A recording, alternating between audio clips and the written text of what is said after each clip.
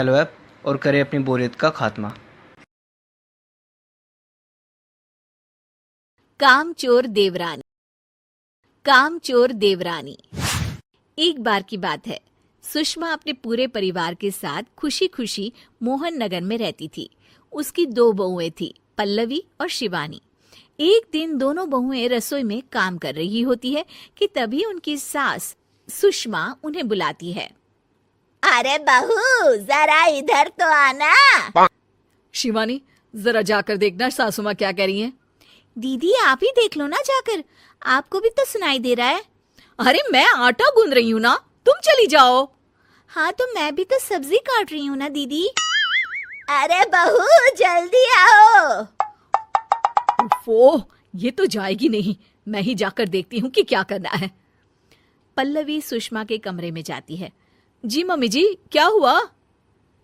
शाम को घर पर कुछ मेहमान आने वाले हैं, तो तुम अच्छा सा खाना बना लेना बहू। ठीक है मम्मी जी, आप बता दीजिए क्या क्या बनाना है और कितने लोग आ रहे हैं। सुनील की मौसी जी और उनका पूरा परिवार आ रहा है। कुल मिलाकर 3 लोग और हमें मिलाकर हुए 9 लोग। तो अभी से ही तैयारी करना शुरू कर दो। और हाँ, घर की सफाई भी कर देना, हाँ अच्छे से। जी मम्मी जी, सब काम हो जाएगा, आप चिंता मत कीजिए। पल्लवी शिवानी को घर में मेहमान आने वाले हैं इसके बारे में बताती है। क्या 9 लोगों का खाना बनाना होगा, घर की सफाई करनी है? बाप रे, सासू माँ ने तो हमें घर की नौकरानी ही समझ कर रखा है। ऐसा नहीं बोलते शिवानी, हम इस घर की बहू हैं और घर के काम करना हमारा फर्ज है। दीदी तो है ही सासू माँ की चमची, जब देखो सासू माँ सासू माँ। मैं तो इतना सारा काम नहीं करने वाली। शिवानी कपड़े लेकर गमला साफ कर रही होती है और चक्कर आने का नाटक करने लगती है। मेरा सर चकरा रहा है। तभी वहां पल्लवी और सासू माँ जाते हैं। अरे बहू, क्या हो गया तुम्हें? मम्मी जी, बहुत तेज सर में दर्द हो रहा है। तुम एक काम करो शिवानी, आराम कर लो। नहीं नहीं दीदी, घर में मेहमान आने वाले हैं, मुझे आपकी मदद करनी चाहिए। अरे कोई बात नहीं शिवानी, तुम आराम कर लो, मैं सब काम कर लूंगी। ठीक है दीदी, अगर आप इतना कह रही हैं तो आराम कर लेती हूँ। शिवानी आराम से अपने कमरे में मैगजीन पढ़ रही होती है। इसे कहते हैं आराम की जिंदगी।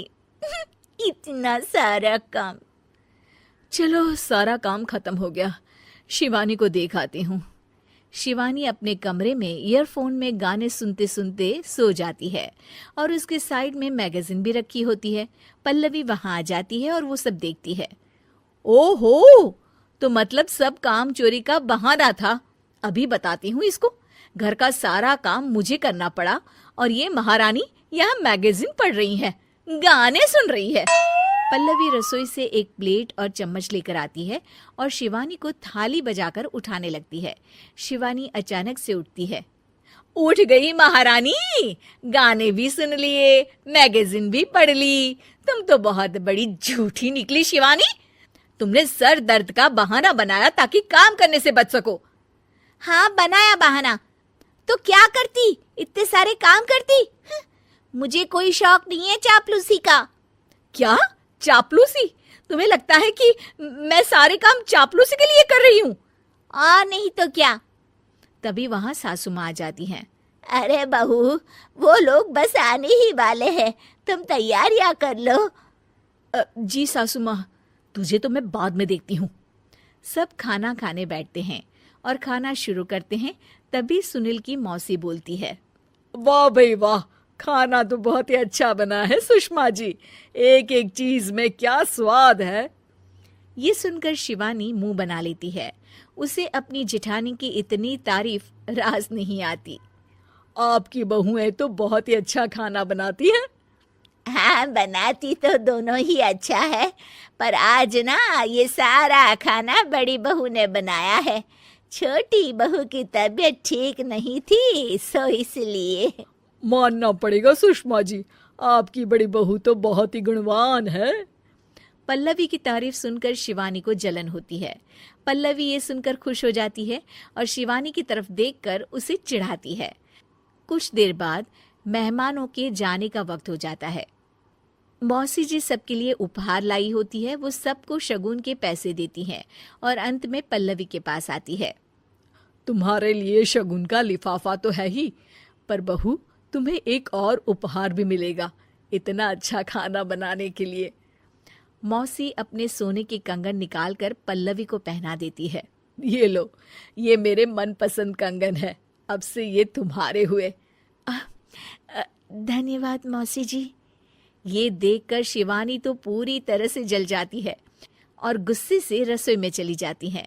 तभी वहां पल्लवी आ जाती है और उसे अपने कंगन दिखाने लगती है। देवरानी जी, अब आपका सर दर्द ठीक तो है ना?